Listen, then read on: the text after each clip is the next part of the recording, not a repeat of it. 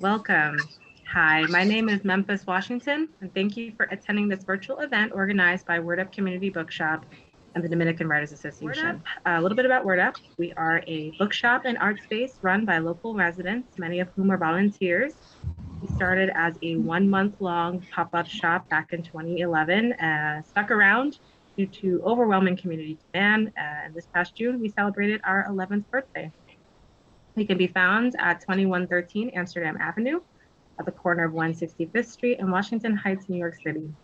We host events for all ages and sell used and new books in English and Spanish. You can check us out at www.wordupbooks.com to shop and see other virtual and outdoor events we have. We're open from Tuesdays through Fridays from 12 to 6 p.m. and Saturdays from 11 to 5 p.m. We also have a new alternate location. It's called Recirculation, and it can be found at the corner of 160th and Riverside Drive. That space came about because a former Word Up Collective member actually passed away from COVID back in 2020 and left us in charge of all his books and records, which we've been recirculating at pay what you can prices. So we thank you all for coming to this event. Just a reminder for those who just came in to please use the chat. Feel free to use the chat button at any time to add comments. If you have questions, please click the Q&A button so that those questions don't get lost in the chat. I'm going to hand the mic over to Angie Abreu, who's going to introduce this event more. And thank you so much. Good evening, everyone. My name is Angie Abreu, and I am the founder of the Dominican Writers Association. Our mission is to highlight the works of Dominican writers. And today we are here with Jasminne Mendez, who is a Dominican-American poet, educator, translator, playwright, and an award-winning author of several books for children and adults. Jasminne has had poetry and essays published in numerous journals and anthology, including the New England Review, the Acentos Review, Kenyon Review, Gulf Coast, The Rumpus, and others. She is the author of 2 multi-genre collections, Island of Dreams by Floricanto Press, published in 2013, which won an International Latino Book Award, and Night Blooming, Jasminne, Personal Essays and Poetry by Arte Público Press, 2018. Her debut poetry collection, City of Without Author, was a finalist for the Noemi Press Poetry Prize and was released this past August. And her debut middle grade in verse, Aniana del Mar, Jumps In by Dial, is forthcoming in 2023. She has translated the works of New York Times bestselling author Amanda Gorman, and she is an MFA graduate of the creative writing program at Rainier Writing Workshop at Pacific Lutheran University and University of Houston alumni. She teaches creative writing for Goddard College, and she lives and works in Houston, Texas. The next author we have here, author and professor, is Edward Paulino. He is a native New Yorker, historian, author, griot, and for the last 20 years, an associate professor in the Department of Global History at CUNY's John Jay College, where he teaches a variety of humanity courses, including the history of genocide. Professor Paulino is the author of the 2016 book, Dividing Hispaniola, and the co-editor of the 2021 and open source Border of Lights Reader. He is the co-founder of the 2012 Border of Lights Collective, and since he has written and performed his one-person show, Eddie's Perejil. In 2018, he wrote the script for the TED Ed animation video series, Ugly History, in the 1937 Haitian Massacre, which has received more than 1 million views. He is currently working on an essay project entitled Seven Dominican-American Lives, Their Overlooked Influence on the Making of America's Racial, Ethnic, and Cultural Landscape. Professor Paulino is on the board of the Coalition for Immigrant Freedom in New York City and the Dream Project in Cabarete, DR. He lives with his partner and 2 kids in the Republic of Brooklyn and is a lifelong Yankee fan, but still likes the Mets. I don't know if you wanted to say it, if you really wanted to put that out there. Today, we commemorate the 85th anniversary of Border of Lights. Border of Lights is a volunteer collective started in 2012 that returns each October to the Dominican-Haitian border to bear witness to the victims of the 1937 Haitian Massacre and supports cross-border solidarity via local organizations through art and education workshops. And now I leave you to. Hello, thank you, Angie, thank you, Memphis, thank you, Word Up Books, Dominican Writers Association for always being so welcoming and willing to do any of the things that us Dominican writers se inventan and decide that we want to do. So it's a pleasure to be here with you all this evening. We're doing something a little different. We are going to talk and have conversation, but tonight we're thinking about the ways in which art and the archive or history intersect, and the ways in which both Edward and I have approached our creative writing with this lens towards history. And my debut poetry collection, City Without Altar, what sits at the center is a play in verse that looks at the lived experiences of the victims and survivors of the 1937 Haitian Massacre. And so this evening, I'll be reading a series of persona poems in these imagined voices that were taken from interviews conducted by other scholars in the 1980s, as well as from details from Eduardo's book that I read a few years ago and created these personas and these in-verse monologues, if you will, in these voices. So I'll read some of the stage directions and tell you who is speaking, and then jump right into each piece. So, Act 1, Scene 1, setting. Chalk white clouds, a bed of copper soil, crimson dawn, a border of fish and flesh crossing. At rise, an empty altar, the sound of water. And this is a piece by everyone in the chorus. We run, like bodies seeking rest, staccatoed, borderless notes from a trumpet stuttering bap, bap, bap. We pray, hands in search of light, clothes washed in the river, lame legs and crippled tongues across a friendship bridge. We sing, parroted syllables swallowed for survival. We sleep in liquid fields cut and burned for harvest, coconut milk, silk and soil, a horizon of flame trees burning the sky red. We are Larimar waves spilling sea foam salt onto sand, buried bones lifted out of unmarked graves, a wind, a city of ash. We rise and dance on air. This is in the voice of Madame Telsant, an elderly Haitian Dominican woman. Sugarcane, smoke, rustling leaves, storm winds. Madame Telsant. Once I ran away with my beloved, who wrapped me in plantain leaves and sugar soil. His honey hands dripped along my thighs. His molasses mouth circled my tulip breasts, and my body filled with wildfire, a cane field harvested with fertile flames. He resurrected the woman in me, and I emerged, summoning spirits from el más allá. I, amaryllis, sage, smoke, frankincense, and myrrh, Apollo drum dance beating between us, my back, a bridge his tongue knew how to cross. My hair, a midnight forest his hands were not afraid to find.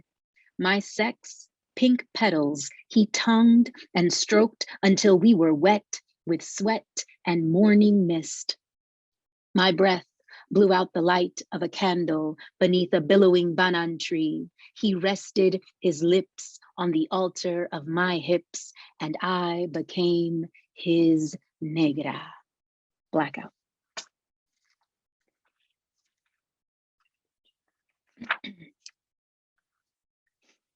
This is a two-part piece.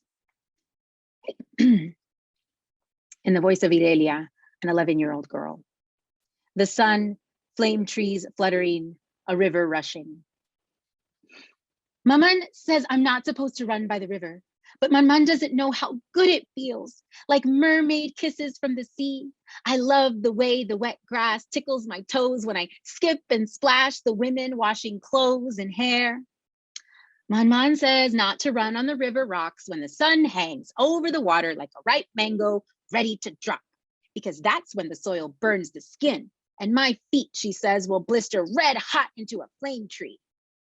My mom says I shouldn't run with the boys down the riverbank because girls who want to marry should always walk.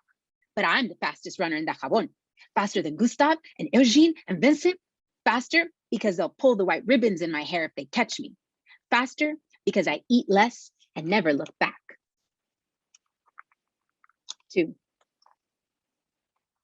My mom said run that night, but I couldn't lift my legs. My man pushed me into the rain. It hit my eyes and I couldn't see my man, also afraid of running from the men coming to get us. And my feet sank into the mud because I thought the earth could save us. I felt her hand pull mine and we ran towards the dark of the river, the dark of the night. But even the dark couldn't hide us. My man said, run, Irelia, run. When a full moon man raised a machete and dropped it, cutting my man's arm away from mine. Another tried to break my head open like a coconut. It cracked, and my man screamed, her words drowned in the river current. Run, Irelia, run. Lunges, Irelia ducks, soldier slices, Irelia slips through his fingers, Irelia runs. My man said run, so I ran and I didn't look back. My man said run, and I ran so they wouldn't catch me and pull the white ribbons in my hair. My man said run, and I ran fast because the others were running and I ran faster. Faster than Gustav and Eugene and Vincent because they didn't know. And I ran with blood in my eyes. And I ran with fear in my feet. And I ran without looking back. And I ran without man. Sinalia, an older woman, mid-20s. She's just had a baby. A baby cries. Tethered to my breast, he is anchor in an ocean of milk. Pull and suck, surge and swim inside the black milk of his pupils. I sway, a hammock where we both can look into each other's sky. Latch on, let down, milk out liquid light. His pink lips wrap around the hibiscus buds of my breast. A hummingbird suckling sap. Milk shifts, shooting stars, granting wishes in his hungry mouth. Buzz, breathe, flicker, flutter, a rush of warmth. Milk my skin, his skin, my body, his body. He drinks and drinks, opens and closes his eyes. My milk, his milk. Soldier, machete, baby, bent, baby, up in the air, falls, machete, slash, gather, hold, baby, bosom, milk, splashes and bruises the wet red ground. My son, crushed like baby's breath in a bowl without milk. Hallelujah, hallelujah. I suck and pull my curdled breast. Hallelujah, hallelujah. Sinks and drowns in rivers of milk.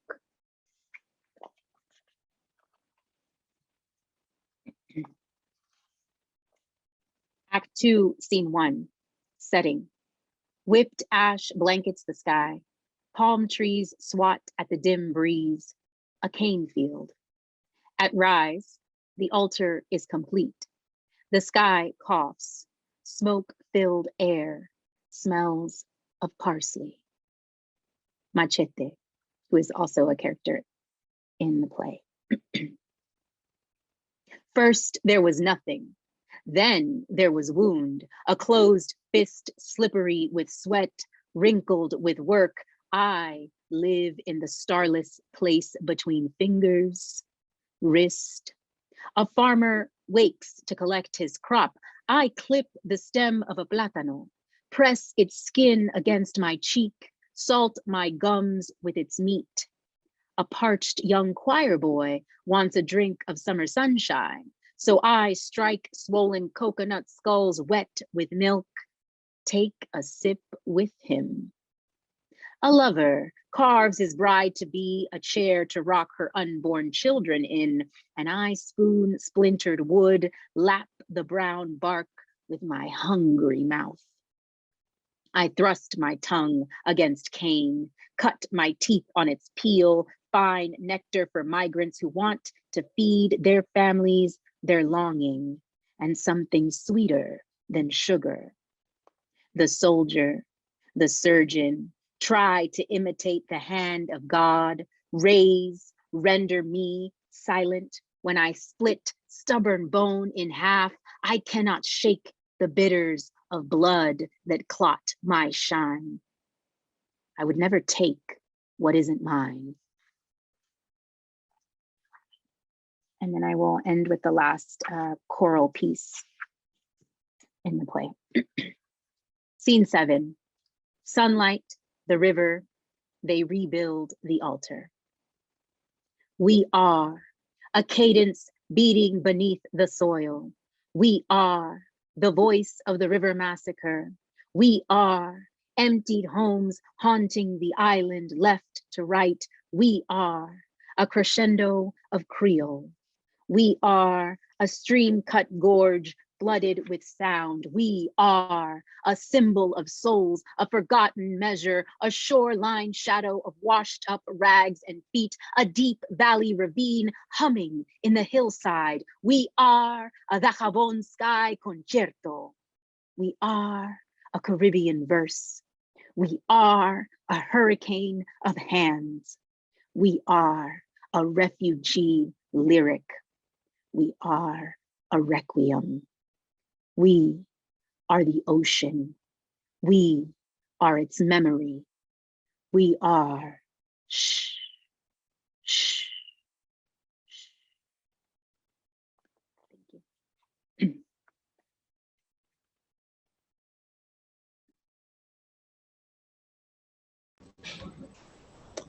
Wow, thank you, Jasmine. That was amazing. I'm very honored to be here with Jasminne Mendez, amazing poet. And I just want to thank also on the part of Border of Lights to Word Up Books, Memphis, Washington, and our diasporic queen of books, Angie Abreu, and Dominican Writers Association, one of our Jedis. So thank you. Jasmine was very generous to help me out. What I want to do is, since I've been working on this one person show for a few years, also I want to shout out to my director, Samantha Galarza, an amazing director and own SAG actor also, on how I came about to this event. And so this is a brand new scene of a beginning that I've been working with. And it's just a few minutes, and Jasmine has been kind enough to help me in terms of narrating. So imagine this is like a table read, and hopefully it can be self-explanatory. A 1936 Alan Lomax recording is heard of Haitian Boy Scouts singing "C'est le piston qui fait." It's the piston that makes the car run. Audio clip.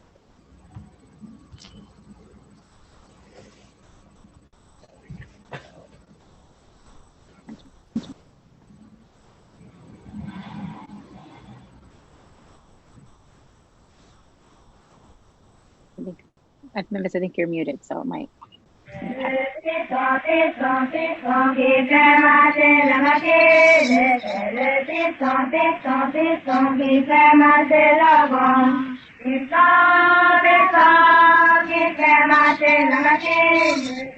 Exterior night, October 1937, near the Dominican-Haitian border.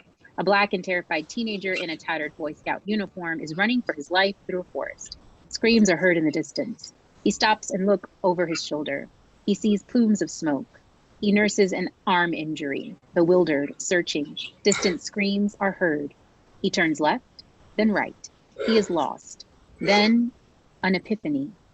He touches and looks at his belt.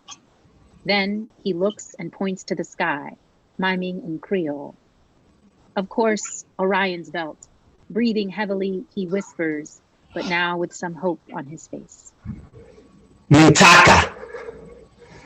Mintaka, the first and brightest star in the Orion belt, will always set within 1 degree true west anywhere in the world. The star shows him the way home to safety, Haiti. Bolstered by this knowledge he learned as a Boy Scout, he starts running.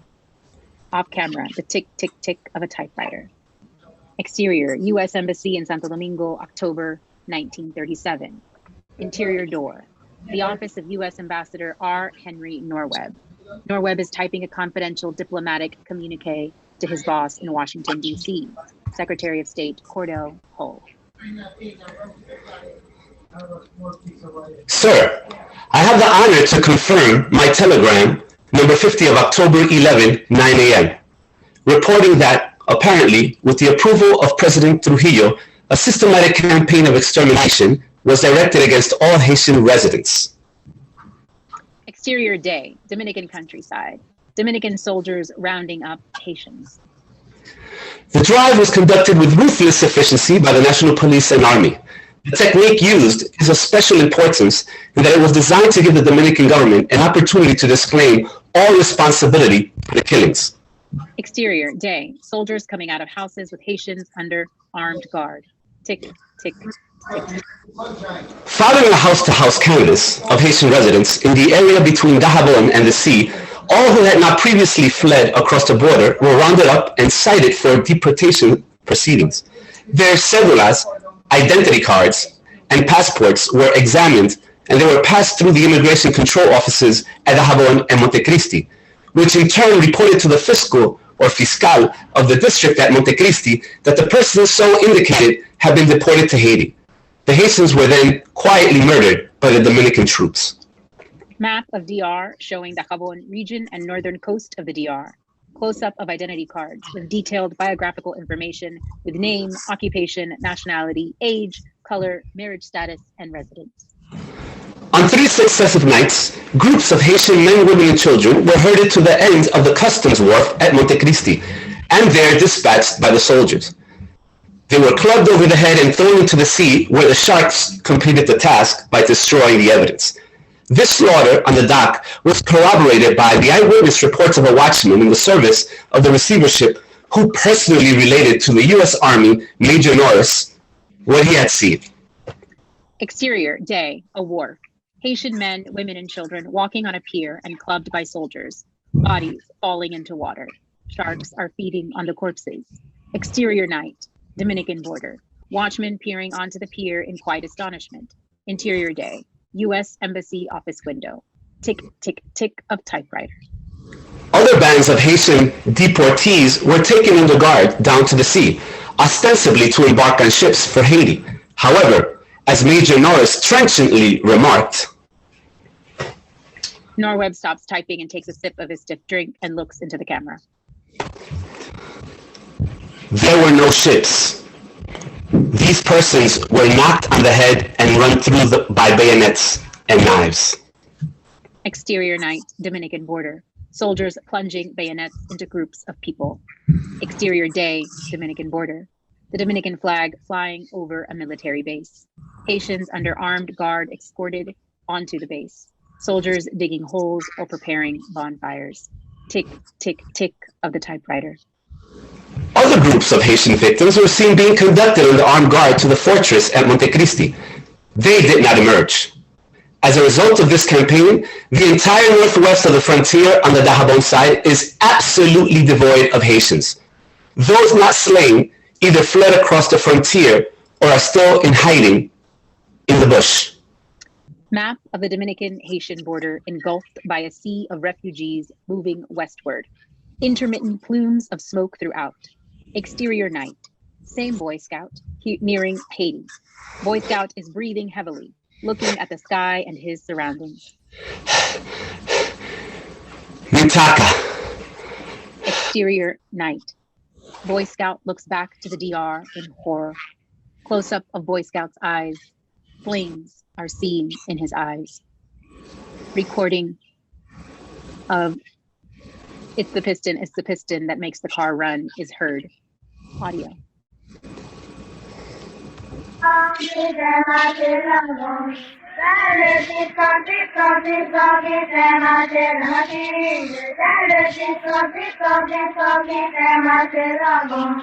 Exterior, night. Close-up of Eddie's eyes. Camera zooms out. 52 years later. Interior, day. FDR Library, Hyde Park, New York, 1989. Close-up of gray boxes on a dolly. Number 2 pencils and beige folders scattered on a table. A stunned Eddie wearing white gloves puts down Norweb's document. Extermination? I couldn't believe it. I was 20 years old when I first read those words written by Ambassador Norweb.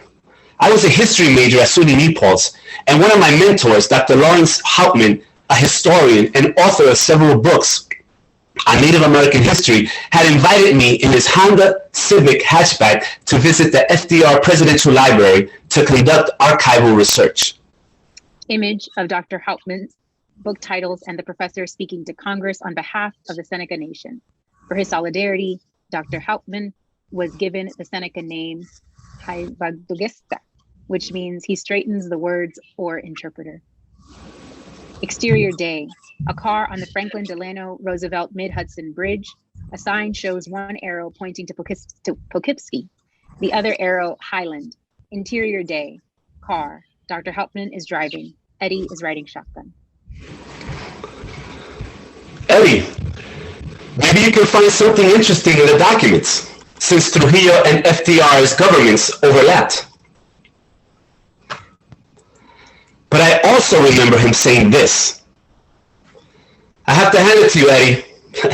Studying a history so close to home, it's tough. I couldn't do it.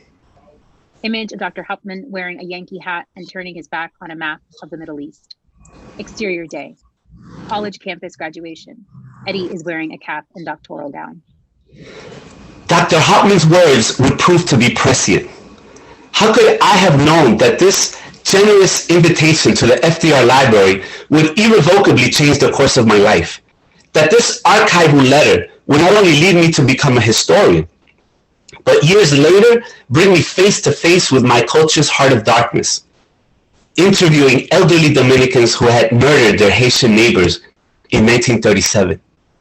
A genocidal history that made me question everything I knew about the DR and question my childhood love affair with Quisqueya La Bella, which began a long, long time ago as a way for me to escape mi barrio, where my eyes first saw the light of day, the Lower East Side. Rubén Blades Buscando America is heard. Image of Eddie looking at the Smith NYCHA projects, Brooklyn Bridge, and the Twin Towers in the background. Yeah, thank you. Thank you so much. Thank you for sharing. Okay. Thank you. You're an amazing narrator. I tried to sit back so that we could really feel your words. No, now I know what to do. I have to get a poet. There you go. Well, I also wasn't expecting you to dramatize it, so I'm sorry if at the beginning I spoke a little fast because you were like looking left and right. No, that's fine. I just wanted to make sure that we had enough time for, conversation and stuff. Well, I did want to say, okay, I don't want to seem whatever, but I didn't connect the dots, I guess, in some way about your script and my play in verse, aside obviously from the massacre, which is at the center of both pieces. But I too, and I don't know if you want to hear it, have a piece about that document, because I was also very much struck by this document. I hope I put it, I know it's in the play. I can't remember if I put it in here. I'm pretty sure that I did. Where did it go? Yeah. Because I too was struck by that document, and I was going to ask you kind of where your interest in this massacre began, but clearly that's in this piece that you shared. But is there anything else you want to say about that moment or experience? It was. I mean, of course, I'm compressing it, but it just happened when I was, I think, maybe a sophomore in college, and So, you know, my senior thesis was on Trujillo dictatorship, a little bit about the mass. I used the FDR documents. I went to do my MA, my PhD, and every thesis was on the massacre. So it's really like a lifelong pursuit of wanting to understand, you know, one of the questions is like, how could my people, right, do this?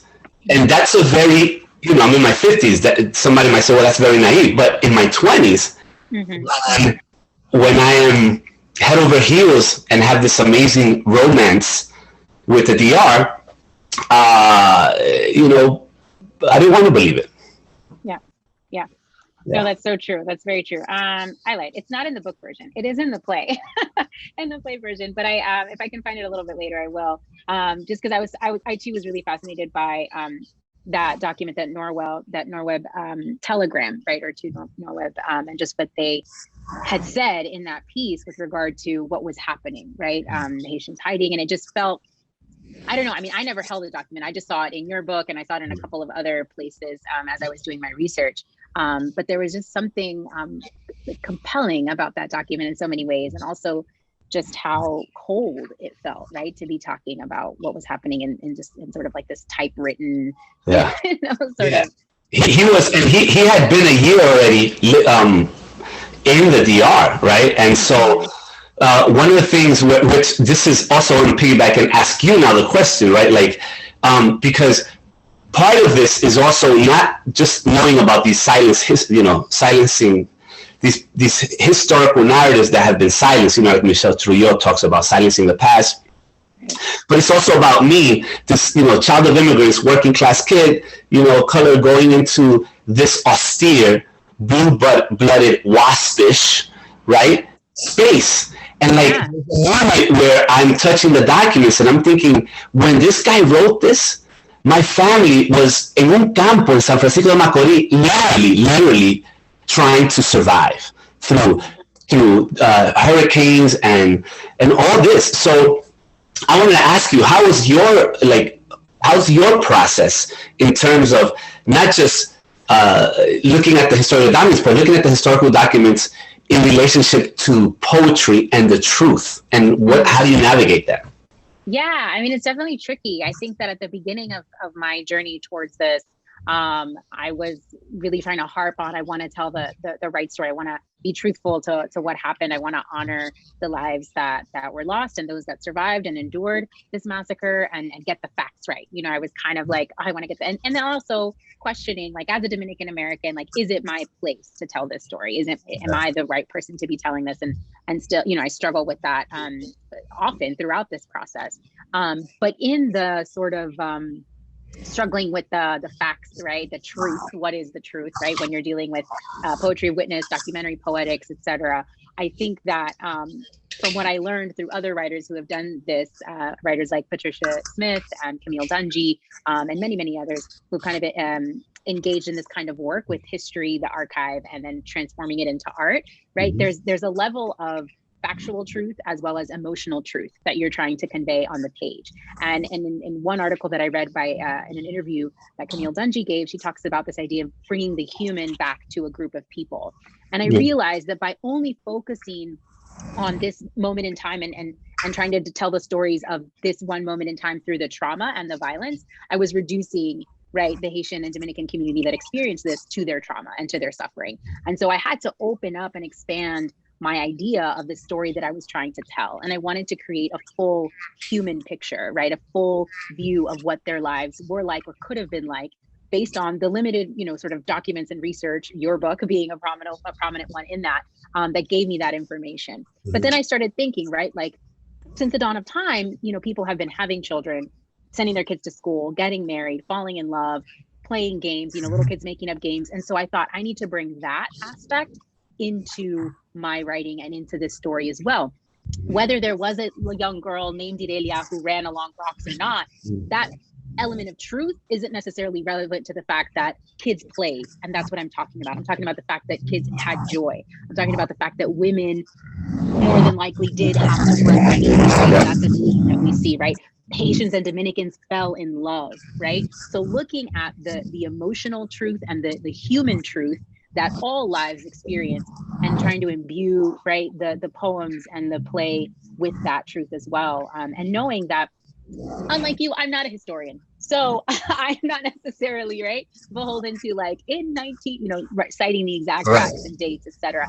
And also, I think what that highlights, though, in this work is I'm also showing through the poetry how much information we actually don't have, right? There is no accurate account of how many lives were actually lost. There is no full record of the names of the people who died, right? We don't have that. At least I didn't. I don't know, maybe you have it somewhere. Yeah.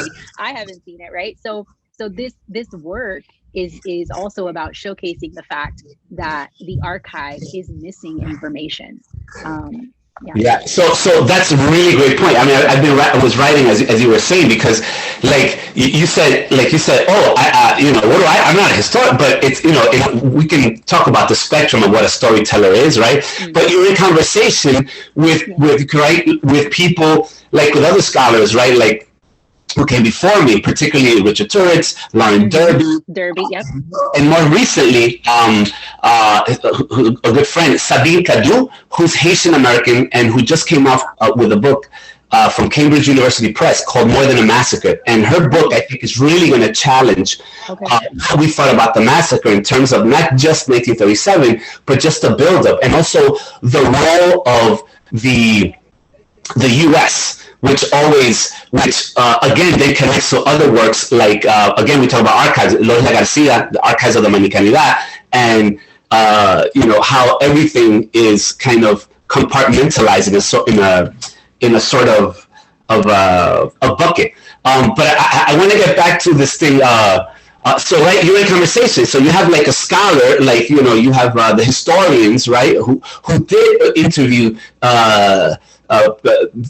survivors and perpetrators like Turrets, Derby, and Cadu, right? And then you have Edwidge Dandicant, who's not a historian, but from the bones, she also spoke with survivors, right? And so they're in conversation with each other, and then here you come, you're the poet, and you're fleshing this out, right? Because it's all we're trying to figure out. It's so much silence that we're trying to get a handle, because it's kabuki. We don't know exactly, because the regime wanted to keep it a secret. And so I think in a way, I don't know, but I don't want to over-romanticize, but I think in a way, discipline, poetry, liberates you in ways that perhaps my discipline traditionally says, all right, your bread and butter are primary sources, which are archival documents, parchments, So in a way, I think part of the reason why I wrote this play and the video and all that is that I'm trying to use different genres. As the great Elizabeth Acevedo says, not be afraid to use different genres to tell a story. Yeah, and I'm so curious about that too, because, thinking about, as a historian, right, like what has it felt like to transition into that space, into that more artistic space, to tell this story in different ways? Like, did you feel like tension or conflict within yourself, or have you heard other scholars maybe saying like, what's he doing over there? I feel like an imposter, a fraud. It's like, it's really like nothing is promised. I mean, a lot of luck. I mean, I'm lucky, right? A lot of friends I grew up with are, they made a wrong turn. When I went right, they went left. So a lot of it is random, right? And so here you are for years trying to get respect out of your peers in the discipline in your department, right? Because, for historians, traditionally, the bling has been, I don't care what you have, like BMW, that doesn't matter, right? But if you have 12 books, right? Oh, and they're all like from the 5 big houses, like random houses, you're like a major league person, right? But if here you are, you write one monograph, but you're yearning to tell a story viscerally, the way poetry makes you feel, to use your bodies in different ways, that's still, you look like a hydra, right? Like the 7-headed person. And I remember my director, Samantha Galasa, said, she's a professional actor, she used to say, Eddie, what do you want to do? I said, I want to perform. I said, yeah, but what do you want to do?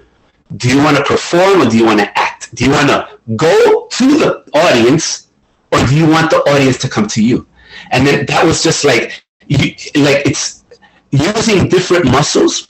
And every time I hear poetry, like now, it forces me to rethink, right? The idea of black milk of his pupils, right? And how, right? And that is about language, right? Like I'm not a historian, right? Many people could be a historian, but really, we're writers, so we need to use the language, any language we have, right, to convey our arguments. And I'm learning that, and there are different types of languages across the spectrum. Yeah, for sure. Well, I mean, I kind of feel the same way in the sense that of how I play with genre a lot. I say this is my debut poetry collection, but we don't know what to call it. It says poetry on the back of the book, but there's a play and verse in the middle. And I know, I'm sure people have looked at me side-eyed, many times, like, what are you doing? Is this a play? Is it a poem? Is it, like, what's happening here?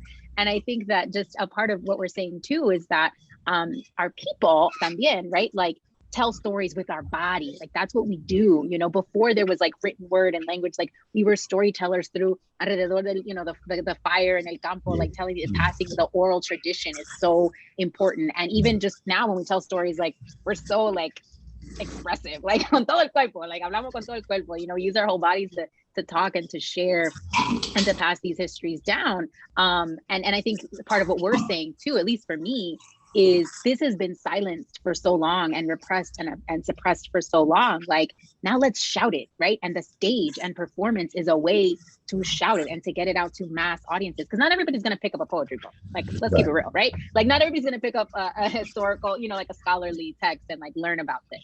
So what are the ways that we can get it back out to the people? At least for me, right? That's one of the ways in which we can, right, create something that's a collaborative effort that then is shared in the public in a very like loud way. Like, listen, you need to listen to this. Right, and so when you said around the campfire, I remember, and usually the role of women, right? Like, growing up, I remember my grandmother, mi abuela, mi mamá, mi tía, they're all getting together, and right after they drank coffee, they poured the cup over, and then they read. La taza, right? And I'm thinking our work here is very much a diasporic work, right? We're trying to figure out, right, all these mysteries of why my family, there was a lot of silence, or were they pro-Trujillo or anti-Trujillo? And I wanted to, and so there's always this tension between the local and the universal. And I was wondering, right, I don't think Dominicans are exceptional, no, but what are kind of, especially for those, because every year there's a new 5th grade class, a new 10th grade class, and these young people don't know about this history, particularly Dominican Americans. So what, and they might be listening now, what is one of the ways you think we can start to break down this silence? Yeah, I mean, in some ways, I definitely feel like it starts at the micro level, in the sense of like finding ways to just our own familia, our own kids, our own cousins and tias, right? And abuelas, like talking about it. I mean, I can't tell you how hard it was. I mean, you probably know, but just to get stories out of my grandparents when they were still living while I was researching this, like, tell me about Trujillo. Like, I didn't even ask about the massacre. I was just like, tell me about living through the Trujillo era, right? And it's like, y eso pasó, ya tú sabes. Here's some coffee. Like, and that was supposed to be the end of the conversation. Like, there was so much silence around it. And I think those of us who are inclined and to know and to speak is to just like keep prodding and keep asking those questions. And what we know, sharing it with the younger generations, right? And so much information is like accessible right now through online, and just finding those ways, through conversations like this with Dominican Writers Associations, and like getting out there in more ways to like really push people to ask questions and to be interested in this history, because it's not taught in like regular American schools. It's not, I think it's barely taught in the DR, right? From what I know, I don't go to school there, but yeah, I think in many ways it starts at the micro level, and then having opportunities for conversations like this after a reading of your play, or after a performance of my play, or after a poetry reading, like allowing folks to just like engage in that conversation. And I just thought about the two things, like, we've been going back every year, Border of Lights, and I remember we work a lot with the Jesuits, and one of the Jesuits, his name is Father Perejil, like a few years ago, he just said, like, what's up with the silence? He literally, he said, Trujillo ya murió, like Trujillo's dead. Like, what's the fear? So there's this a scholarship, a whole literature about trauma and post-generational trauma and how, how do post-societies, post-dictatorial, post-genocidal societies deal? Are they sufficient? Have they just ignored it half of the time, or right? That's always the challenge, right? And across the board. And I just remember talking about silences, right? There's a video that I saw of Tom Hanks, the actor, and he's saying like about Tulsa, Oklahoma, and the massacre, the destruction of this African-American vibrant community. He was like, I didn't know. This guy is wealthy and well-read, and he didn't know about Tulsa, right? And that's in the U.S. So I think what I wanted, because I'm in a global history department, so if we talk about the Industrial Revolution, it's about like, how did the Industrial Revolution impact the world, right? It's also, for me, one of the questions is, how do diasporic communities engage with the past? What is their responsibility, right? In terms of engaging with that past? And there's no right answer, right? I mean, part of the performance that I talk about was like, well, do you say, I'm not going back to DR, I'm going to stay in Long Island and go to the mall. That's it. Or, I don't care about the past, I just want to feel good and go to Punta Cana, and that's it. Or is there a third or fourth way? And I think part of being having a diasporic accessibility, you tell me, is this gray zone that you never are able to figure stuff out or have the answer. Yeah, no, I 100% agree. I think my exploration into the Trujillo era and like Dominican history was as an adult. It wasn't something that as like a kid, I heard my parents mention it here and there, but I didn't really truly understand its impact. And I think one of the larger reasons for me digging into that history was because there was so much silence growing up of like, I don't even really know who my parents were before they came to the United States. I was like, I didn't know who they were, what they had lived, or my grandparents, And so I was like, well, let me figure it out. And so I went into that history again, similarly to you. I was like, La Isla, Dominican, merengue, bachata, so beautiful, gorgeous. I love my country. Mind you, I'd been there like twice my whole life at that point. When I started this research, that then, like you said, sort of like the veil came down, like sort of, that honeymoon phase of loving my country was like, whoa. And I think that what happens is if you start to learn, like you said, you either decide you're going to go in and you're going to learn and you're going to understand that any relationship that anyone has with any country or origin or nationality is going to be, there's going to be, no country is perfect, right? There's no utopia. Right. So there's going to be a fraught relationship and tension that exists that you're going to have to reconcile with, right? Because sometimes you are the perpetrators of violence, as we've seen in this case, right? Or at least the country, right, of origin is that. And so, or you can say, oh, that's enough. I'm good. Like, I'm just going to keep believing that, like, Dominicanos, and go from there. Or just be like, well, I visit and I go to the resort and then I come home because I'm an American, right? And I think for those of us, I will dare to say brave enough to really like look at that history and interrogate it and then reflect it back on us. Because part of my journey was trying to dismantle my own internalized anti-Blackness and trying to understand, okay, where did this anti-Blackness within myself come from?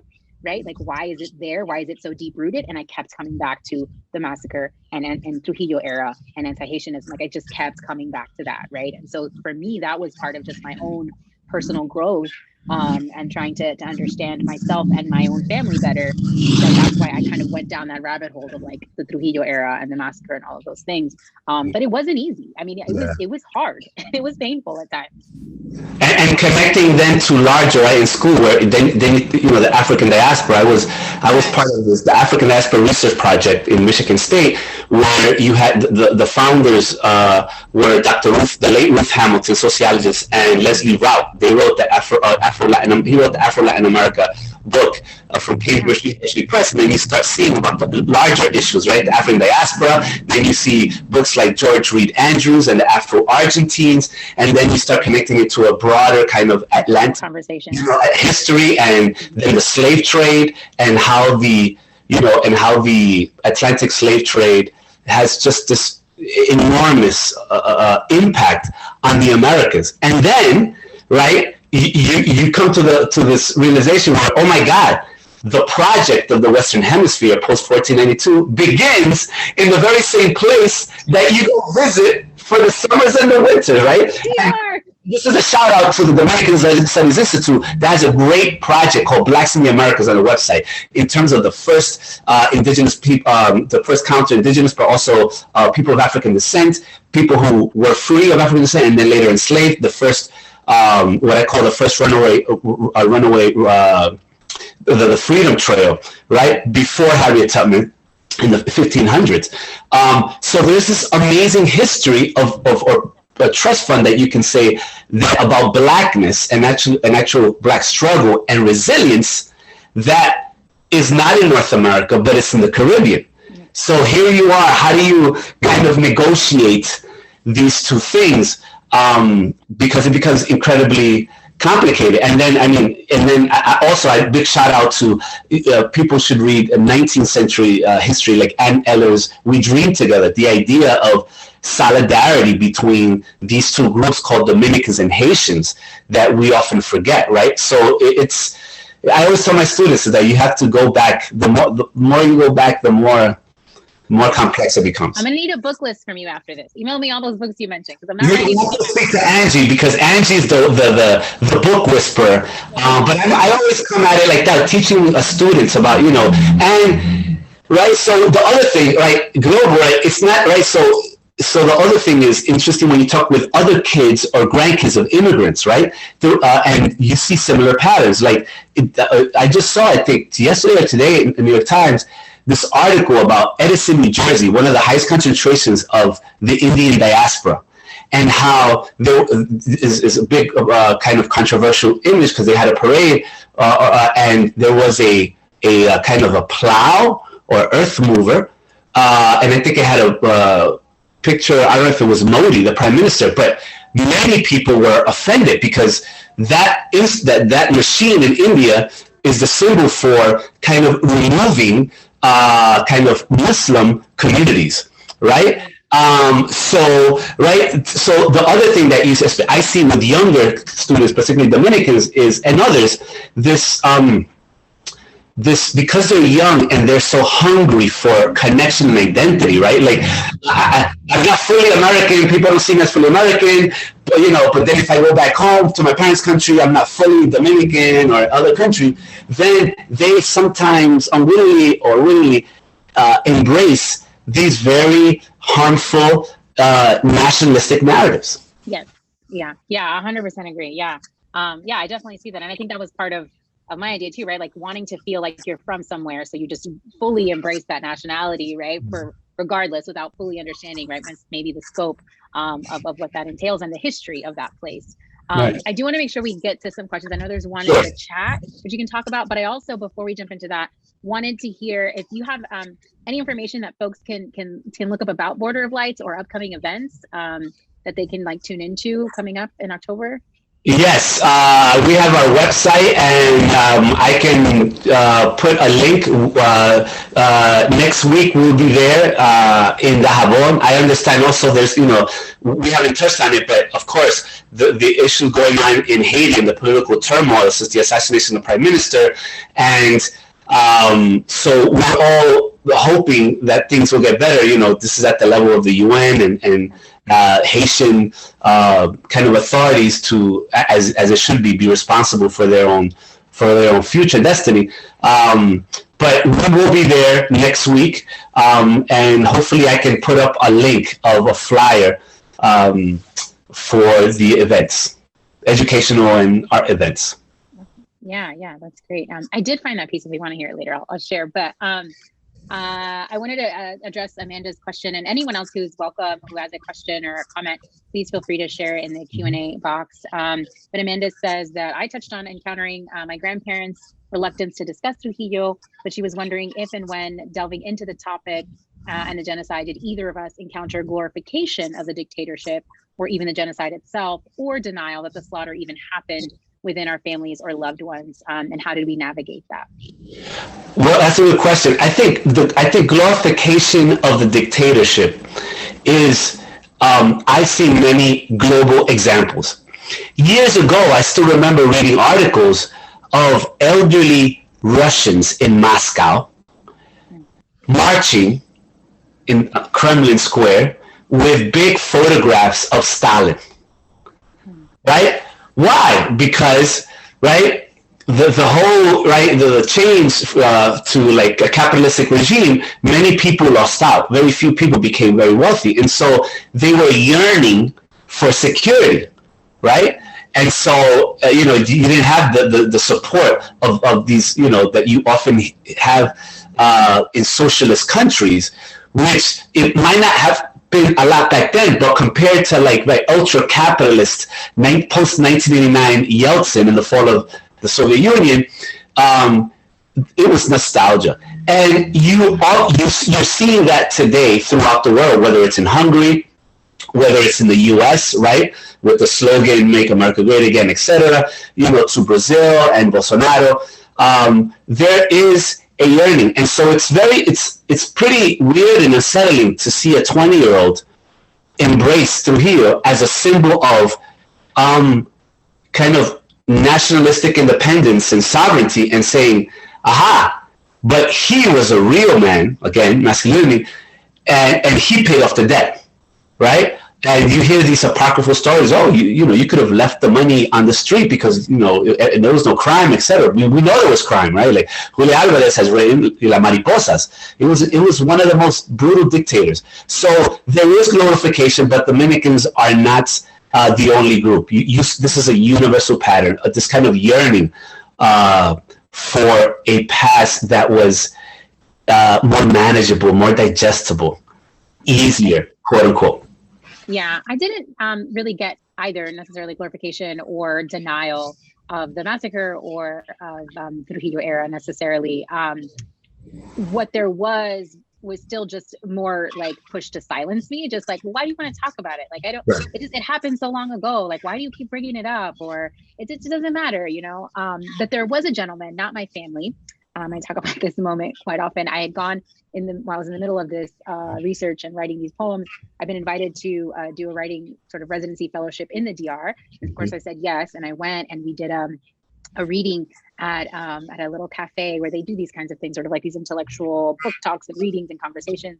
And I read some of these poems, and a professor, a historian from the university there came up to me, very tall, strong, you know, big Dominican man in front of my little petite 5'2" self, and pretty much just berated me for about 15 minutes about how wrong I was, how much I didn't know, and he was a historian in La Universidad, La UNFU, and that I only have a limited perspective, and as a Dominican American, we think Trujillo and the Haitians in one way, and our understanding of race is one thing, and their understanding of race is another thing, and I need to be careful with how I present this information because, and he just went off on a tangent about how, you know, as a Dominican American, I didn't really understand, and that he's not racist, pero esos haitianos. I was like, what is happening? Like, I probably began to twitch. I didn't even know how to kind of process that. And this was a historian at the university, right, who is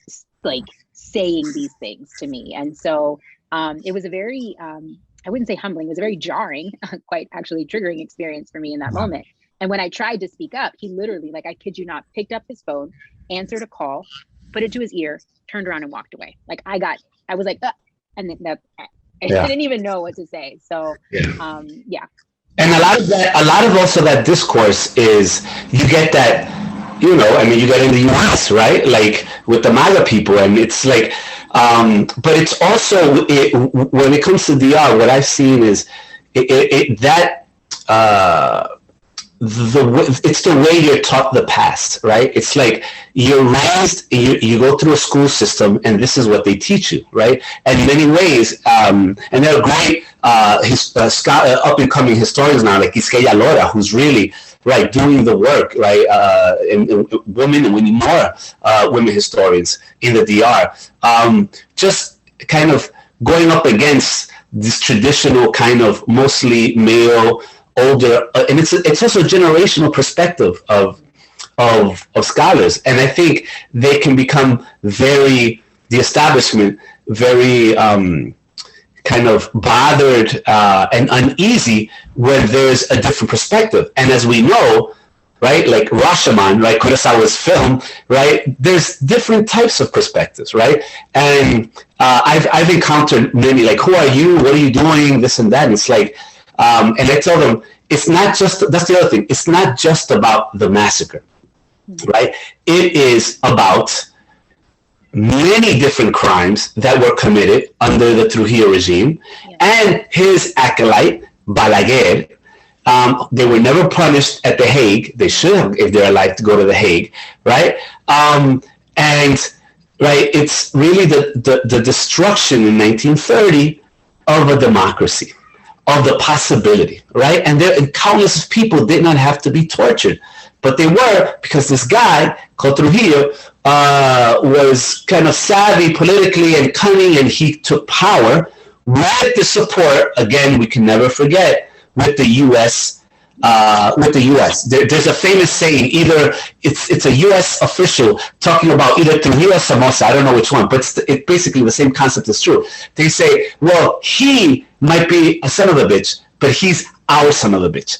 And everything was okay if it was couched with, through the prism of anti-communism and the Cold War.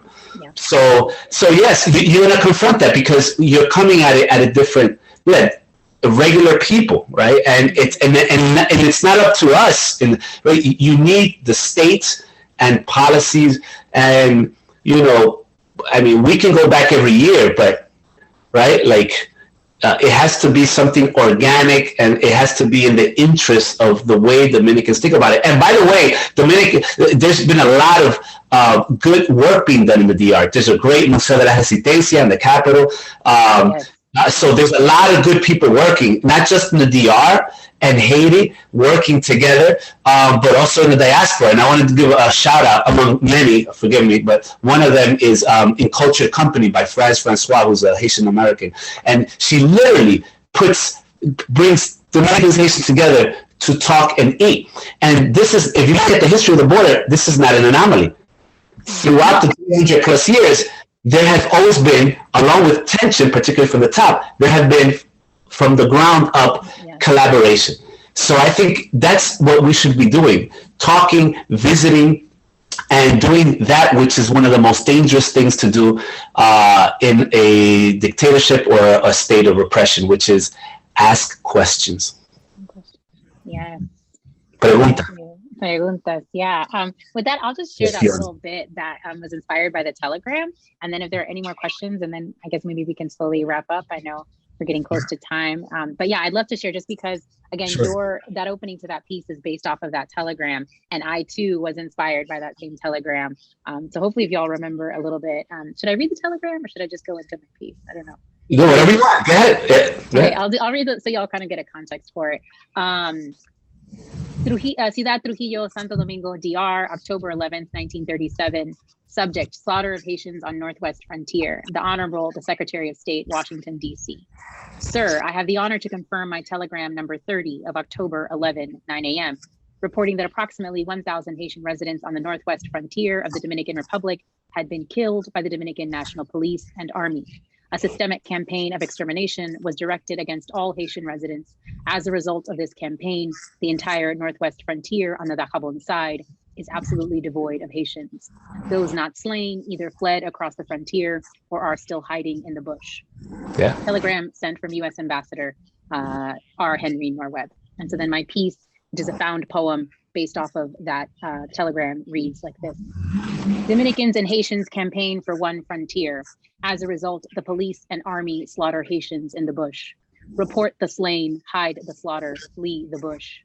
Dominicans direct Haitians across this side of the frontier. As a result, police slaughter Dominicans hiding Haitians in the bush. Flee the campaign, report the slaughter, army the bush. Honor the slain, flee the slaughter, hide the bush. Bushed Haitians report the slaughter on the Northwest Frontier. As a result, the police hide the report and flee the bush. Police the report, kill the campaign, slaughter the bush. Slaughter the army, kill the police, honor the bush. Yeah. Right. Any more questions? I don't know if I think everything was answered. Yeah, I just put in the chat a link. It's Fulcrum. We came out with a book last year, and it's open source. The Board of Lights Reader. It's totally free. You can download it, you can share it, you can email it. That's part of what open source is, democratizing publishing. So, you know, and it's in different languages depending on the chapter. Thank you for being one of the contributors. Yeah, yes, of course. I love being a part of that. It was an honor. Thank you. And I just posted a link to my book if anyone's interested in buying it. I know it's also available, I believe, hopefully at Word Up Books. So copy your copy. Oh, that's great. Hi, Angie. Are we good? Are we? Do you have any questions, Angie? Yes, I mean, we have a few more times, but thank you so much. This was very informative as always. I love that you guys, you know, read from these pieces, and we basically got a little performance from both of you, which is amazing. And I hope to see, you know, some of these things in person. I know Jasmine has City Without Altars playing in, what is it, Chicago? No, I was playing in Portland earlier this year. There was a performance here in Houston, and I'm working with the theater in New York. So vamos a ver, maybe in the next year or two. Please, yes, please. I'm working with the theater. Any way we could help. We know some theaters up in here. For So sure. I will hit you up. let us know, because we definitely need to see it here. That's gonna be great. That is working too. I think Memphis put the link to of Word Up Books, which is an amazing neighborhood bookstore, and we need more of that if we're going to rescue and sustain our democracy. Yeah, thank you. Well, I don't think there's any more questions. I don't know if you want to, we're No, good. I don't think Or if there's any other organizations or events you want to highlight, Edward, that'd be great to share now. Maybe I know we mentioned wanting to talk about maybe some reputable organizations that are raising funds for Fiona and the victims of that. Yes, and we're all thinking about the devastation, and because you know we have families in Puerto Rico and Dominican Republic, and now there's another one maybe going through Cuba, and then hitting like part of the Gulf or Florida. So, you know, the only one that I know now, I know there's some, I don't have them off on a list. You know, like the American Red Cross, Puerto Rico, but there's others. I don't know if at the top of my head. I want to donate to the Red Cross. All right. And you said no. I had some of the organizations, We but already know what the Red Cross did with the earthquake that hit Haiti many years ago. okay, so scratch that. But there are organizations on the ground that are vetted in PR and DR, and you know, we're always thinking about that because you know we're all interconnected. Yes, if you follow our social media, we have been sharing them in the stories, and we tend to repost them constantly for those who miss it. And you feel free to ask us via our DM on Instagram, and we'll send you what these local organizations are, both on the ground in Puerto Rico and DR. Thank you. Thank you. Well, this has been fun. Thank you so much. Word Up, Memphis, Angie, Dominican writers, attendees. Yes. Y'all could have done anything else on your Sunday night, and you came here. So thank you. Yes. Thank you so much, everyone. Thank you, Thank you, everyone. everyone, for coming. Thank you, Memphis. Thank you, Memphis. Thank you all so much.